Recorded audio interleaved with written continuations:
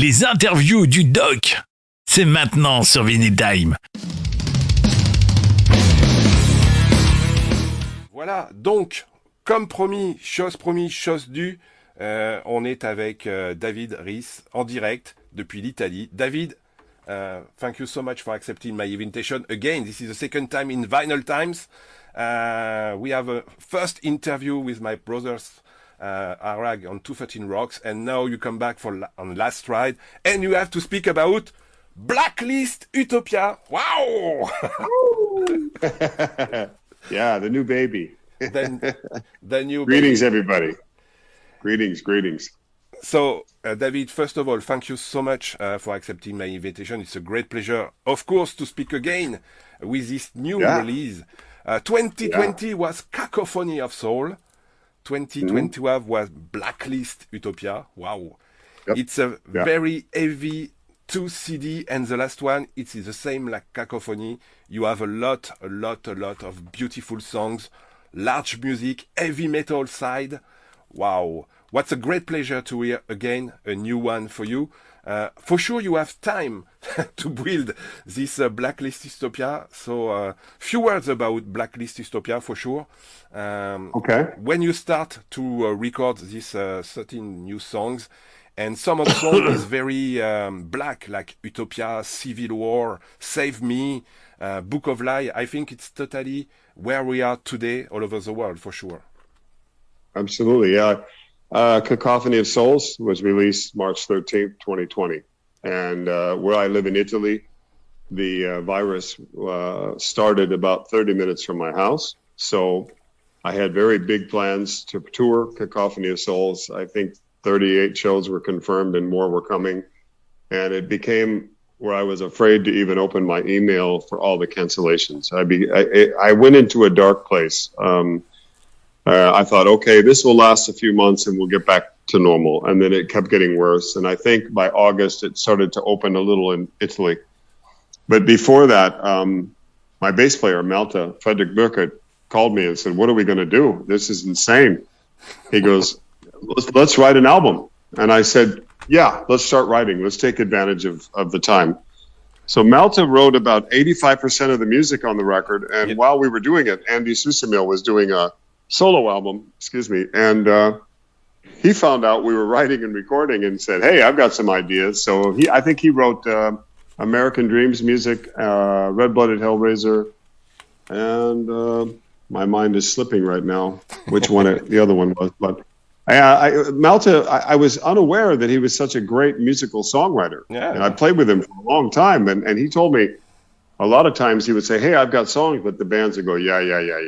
But when I heard Utopia and I heard Save Me and I heard those tracks, I went, where have you been all my life? This is fantastic.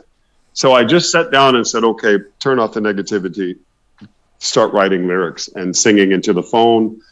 And then when the studios opened up in August, I started tracking. I just went in every day and started singing. That's how it happened. I mean, we wrote the album in about 4 weeks. It really went fast.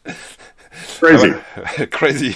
Bah voilà, comme vous l'avez compris, les amis, hein, donc on parlait bien sûr en 2020 de Cacophony of Souls, et puis là David donc revient avec, je le remontre à l'antenne, le Blacklist Utopia, et donc la première question que je lui posais, c'est quand même, bon, il y a 13 titres, il y a quand même des titres qui sont très sombres dedans, hein, Utopia, Civil War, Save Me, Book of Lies, voilà, il y en a d'autres.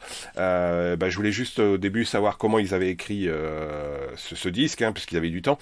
Donc vous l'avez compris, effectivement. Donc David, en 4 semaines, il a écrit beaucoup de choses avec Malte Frederik Burkert, le bassiste du groupe. Et puis Andy Susemihl, dans le laps de temps, a sorti aussi un album.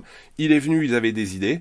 Et puis, comme le dit David, en 4 semaines, ils ont écrit ce disque pour profiter, bien sûr, de l'envie d'écrire et puis du fait qu'ils étaient en lockdown.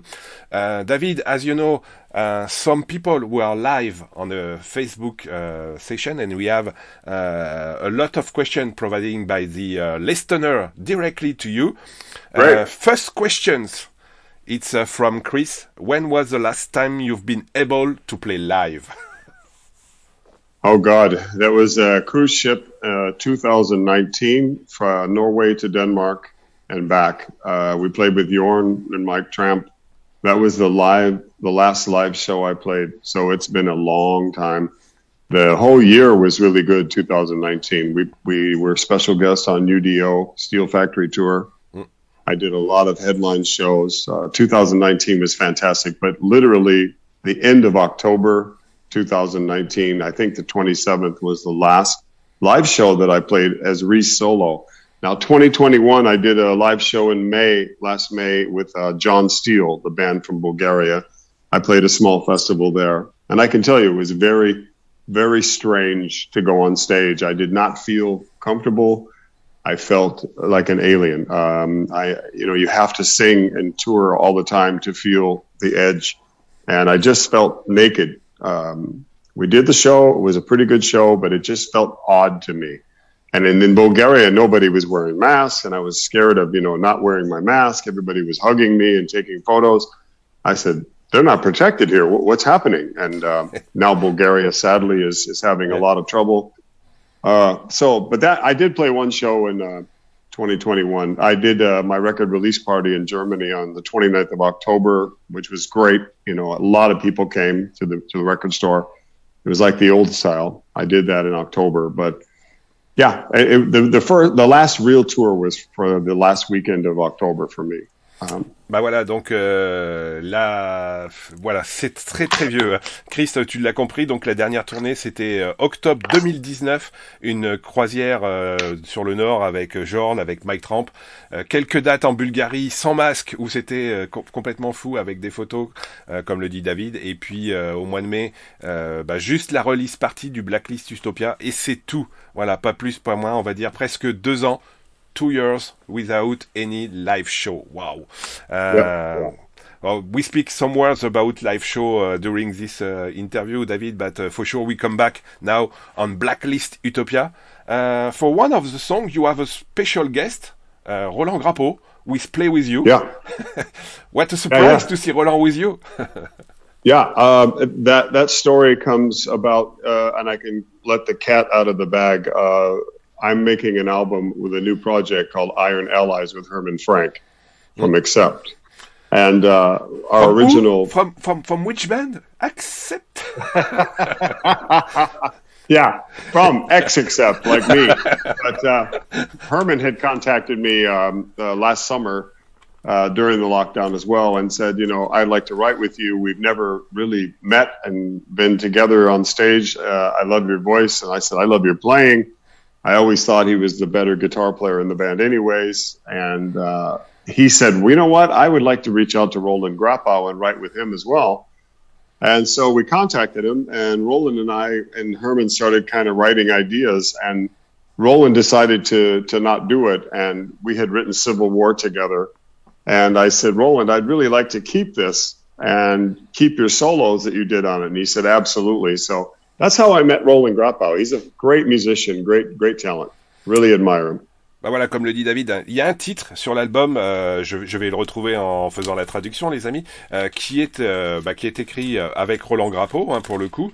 Et puis l'histoire, elle est très particulière puisque c'est Herman Frank que l'on connaît bien sur l'Astride, avec le doc pour le coup, puisque il est quand même venu régulièrement et on essaye d'avoir Victory en interview, comme vous le savez. Et puis donc l'histoire, c'est qu'Herman Frank voulait travailler avec David, et puis Roland était dans le parage, et puis ils ont fait un titre ensemble, et voilà. Et donc le morceau que a fait Roland Grapeau sur cet album, c'est le morceau Civil War, signé par Reece, Waldo Grapeau et Percudani, puisque notre ami David vit bien sûr en Italie, et comme vous l'avez compris, c'est quand même des ex-Accept, qui ont travaillé ensemble. David, just few words regarding Accept, few words, because one of the persons who is on the chat said, I like the album Play with David. I think it speak about It's the Hit, and he appreciate your role and your part on Accept directly on the chat right now. Thank you very much. I would not be here talking to you, Olivia, if I hadn't done the Eat the Heat album. That opened the door for my future. So yeah, for sure. For sure.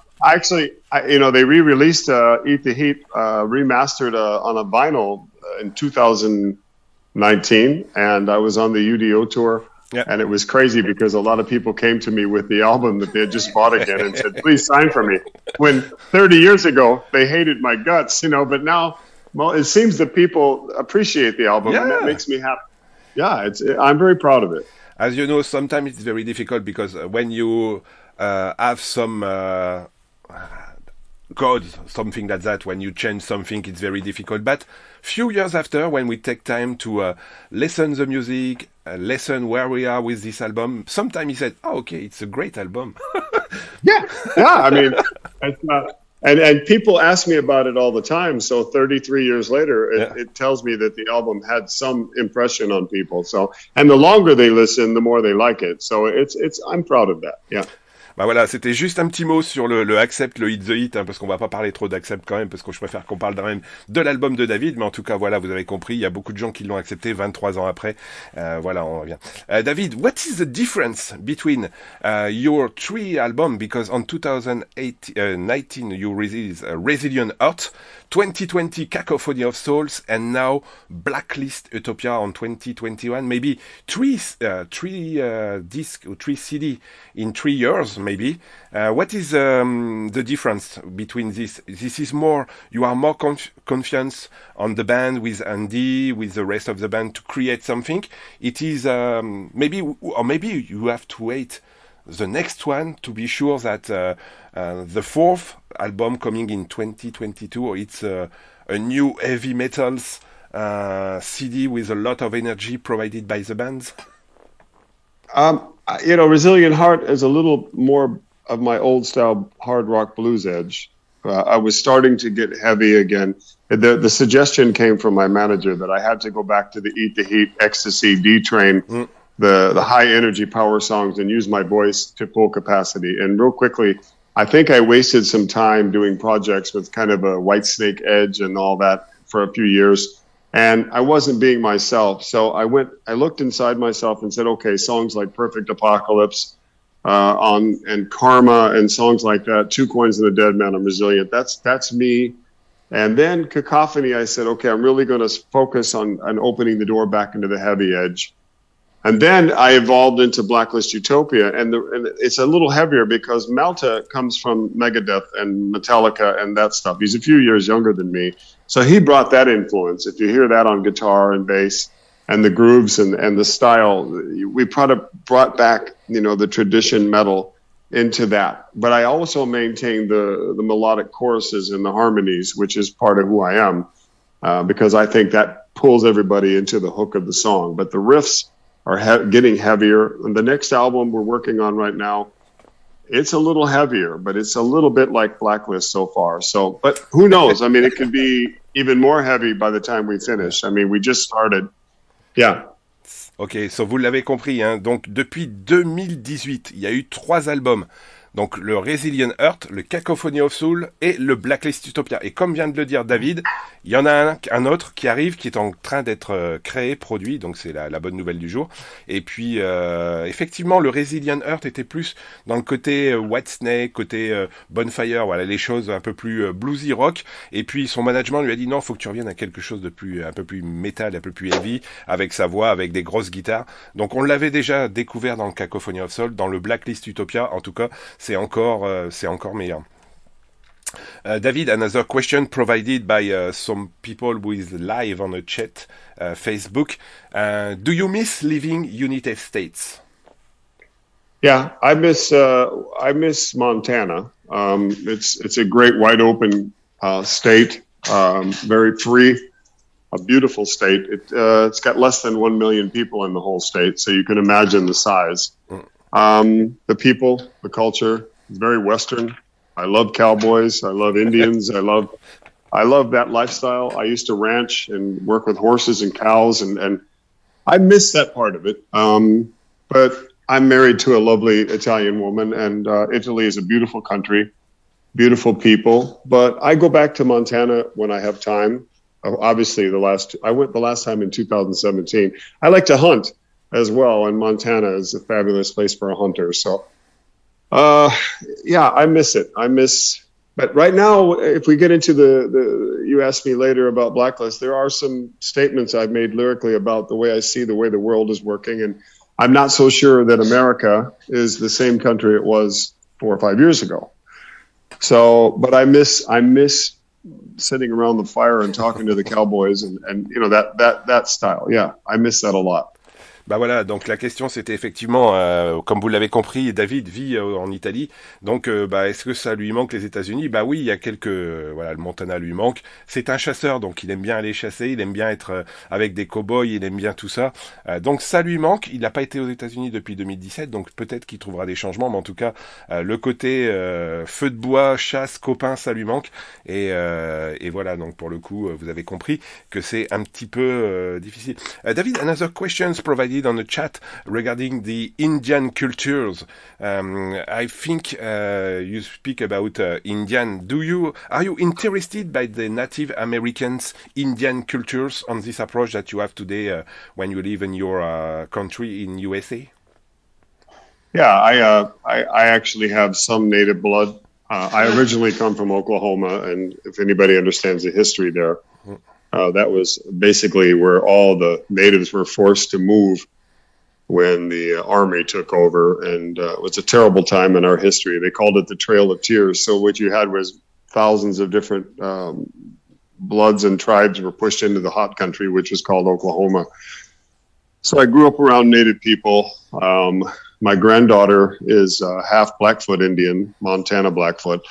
My ex-son-in-law, of course, her father is a native. I have a lot of Cheyenne friends. I think the way you hear a lot of people talk about how African Americans are treated and other cultures in America, but if the history is really understood, the Native Americans were treated probably the worst of all of the peoples by the American people. They were decimated and forced to live in poverty and different cultural. They tried to make them white people, which it's impossible. And you see a lot of disparity with the Native Americans, but you also see a lot of Native American people rise up and thrive with the Arab American way that to survive the situations that they're put into. But there's also a lot of disparity. Yeah, I know a lot about American history with the Native Americans. I study it, and it's always been an interest of mine.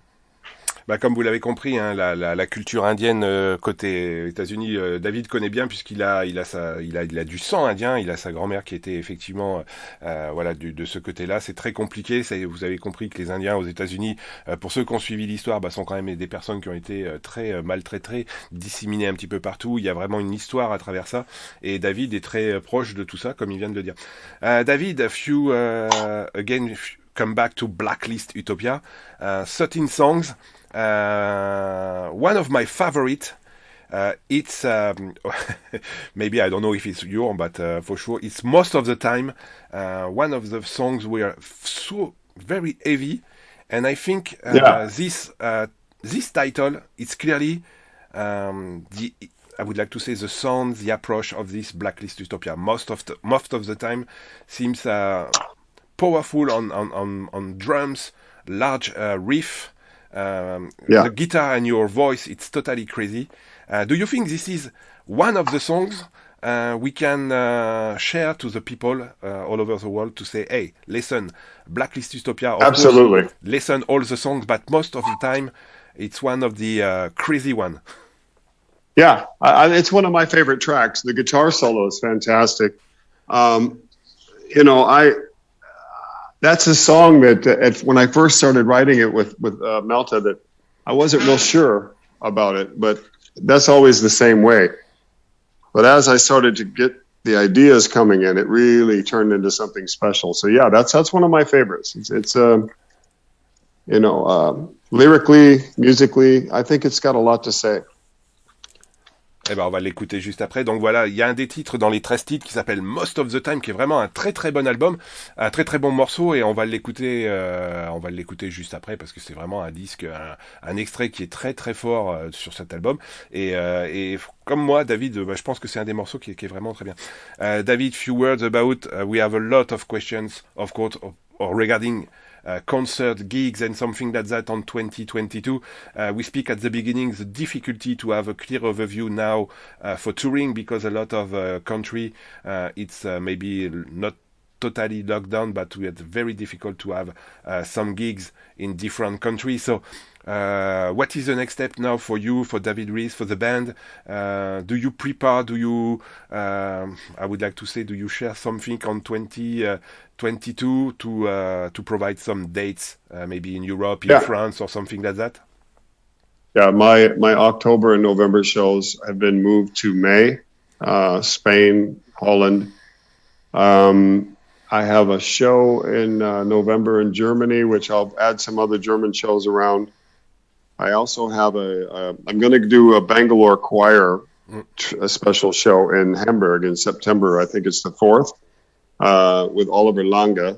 That's been planned and postponed two or three times now. It was supposed to happen this year and last year. But the shows are very minimal. I would like to do at least 200 shows next year. But every day I'm on the phone, every day I'm on the email, every day I'm talking to promoters, and everybody says the same. We cannot guarantee because we don't know what our government is going to do. I know Accept has postponed 2022 to 2023 now. Yeah. To be safe, which is terrifying. I know Herman Frank has a tour with Victory in January and February, and they're not sure about that. It's a very, very strange time right now. Nobody really knows and are willing to say, yes, let's book it. And I understand it. There's a lot involved, money, insurance, logistics, COVID passports. One of my band members refuses to be vaccinated, so I have to find a replacement. I'm dealing with everything in the spectrum. I'm doing my best. Ben voilà, vous l'avez compris, hein, comme le dit juste à la fin David, il fait de son meilleur pour trouver des dates, mais vous avez compris, bah, c'est très compliqué, comme pour tout le monde, hein. Trouver la date, la tournée, d'avoir tout d'aligner, c'est très compliqué, comme il le dit, Accept, repoussé en 2023, Herman Frank qui doit tourner aussi avec Victory, c'est très compliqué. Voilà, on aura peut-être des dates en France à suivre, hein, de toute façon. Allez sur la page Facebook, allez sur le www.davidreedofficial.info pour aller regarder, allez sur la page El Puerto Records pour aller voir s'il y a des informations et puis on aura plaisir à aller voir David quelque part l'année prochaine, je pense, et on se fera plaisir. David, just before we ending, I see a lot of review regarding this Blacklist Utopia, with a lot of people speak about your artwork, and he said, what is this artwork? Well, okay. As you know, what happened in America, I got my musical start in clubs and rock and roll in Minnesota, in Minneapolis. And where the George Floyd thing happened was literally 5 minutes from where I lived. And I watched my neighborhood burn to the ground. I don't approve of what happened to George Floyd. I thought the other police officers should have stopped it. But I also don't agree with terrorizing a city and rioting. I mean, it doesn't fix the problem. And I have family members that are disabled that can't get out of the house that I was worried about. So some of the photos on the album are from that neighborhood. It causes, what it is, Blacklist Utopia to me is, my vision of that is, there's one side or the other right now. The world is split from the left to the right. There's no middle. If you agree with the left, the right blacklists you. If you agree to the right, the left blacklists you. And what I thought about one day was, what utopia are people really seeking?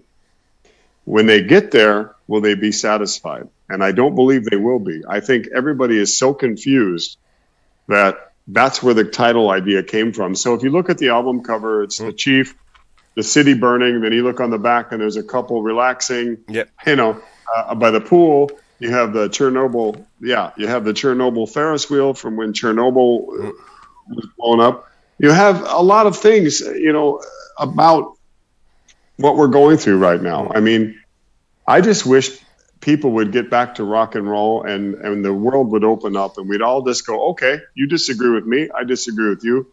Because when I was younger, I don't remember this tension. for sure. Yeah, you're right. I could have a friend who was ultra liberal, and I didn't care. We love music. We'd listen to the same albums. We'd play in the same bands. But now I see bands breaking up over politics. I see marriages. I see everything being destroyed by this madness.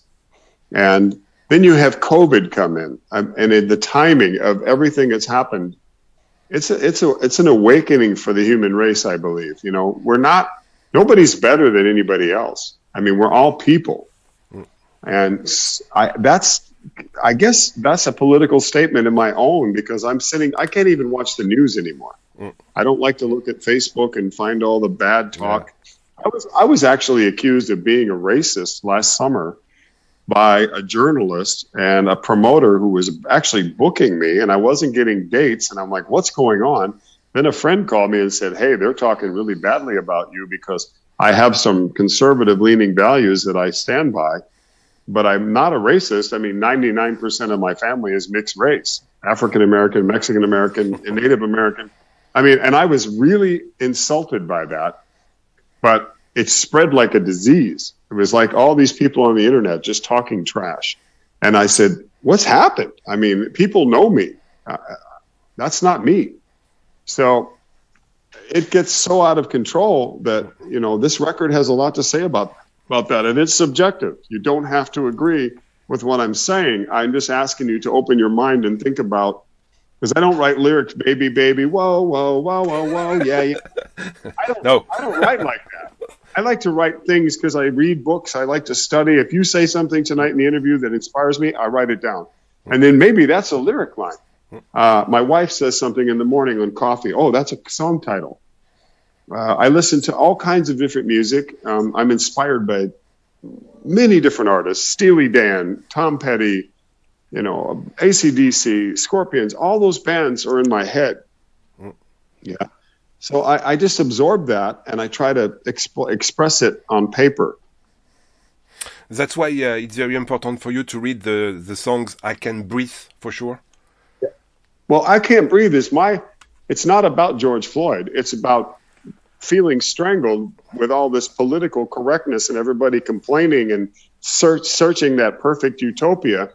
I was raised to believe that if you work hard, you'll be rewarded in your life, and that nothing comes for free. Life is not easy.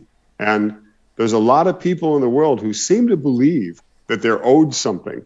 Nobody owes you anything, you know? And I always say that, and I believe this. My grandmother taught me, if you want something to believe in, start off with yourself. You know, if you believe in what you're doing, if you don't make it, you at least tried your best to be the best you could be at what you do. I don't care what it is. If you dig holes in the ground, I'm a roofer. I roof houses. I paint houses. That's my job. But I'm a singer. Yeah. But I try to be the best when I'm on the job, the best roofer there is, the best house painter there is, and the best singer I can be. Bah voilà, comme le dit David, hein, donc ce Blacklist Utopia, il est aussi sa réponse à tout ce qui s'est passé. On parlait du cover, de l'artwork du CD, allez regarder, elle est là. Voilà, il y a toute la partie qui brûle à Indianapolis, il y a des gens qui sont relax, il y a David, bien sûr, il y a la partie indienne, la partie native, et puis bien sûr, il y a le morceau I Can Breathe, hein, alors on l'a entendu beaucoup. Voilà, donc comme il le dit, avec le Covid, il y a beaucoup de tensions, c'est les uns contre les autres, c'est voilà, David a même été approché par des gens qui lui ont dit qu'il était raciste, enfin voilà, alors qu'on connaît très bien David et que c'est quand même compliqué, voilà, et puis comme il le dit, c'est quand même un fantastique chanteur qui adore Scorpion, qui adore AC/DC, qui adore Tom Petty, qui adore plein de gens, et on a plaisir en fait à écouter cet album, et ça nous met aussi à l'écoute de ce disque, hein, que je remonte, donc le Blacklist, les amis, Utopia, c'est un très très bon album, et puis on aura, j'espère, la possibilité de voir David bientôt sur scène. David, I would like to say thank you so much again for your time.